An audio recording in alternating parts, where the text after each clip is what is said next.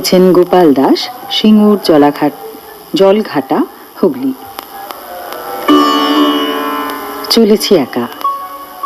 চলেছি একা জীবন পথে অজানায়, নাম না জানা বেনামি দেশে নিরুদ্দেশ।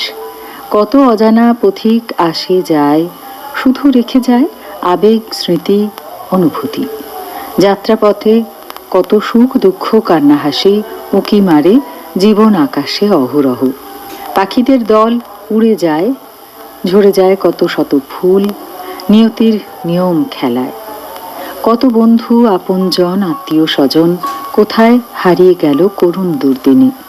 দেখা নেই অতি প্রিয় আপন হৃদয়ের মানুষ, প্রেম আবেগ ভালোবাসা পবিত্র অনুভূতি।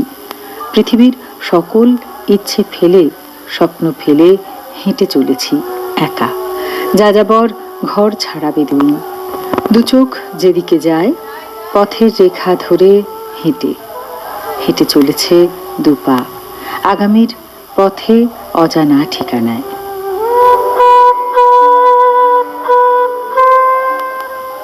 গোপাল দাস, সিঙ্গুর জলঘাটা, হুগলি থেকে পাঠিয়েছেন। ঠিকই তাই, একটু অন্যভাবে ভাবলে আমরা প্রত্যেকেই বড় একা, আর এই জীবন পথে একাই চলেছি। বন্ধু থাক অথবা না থাক, একেবারে পাশে থাকতেও পারে, নাও থাকতে পারে।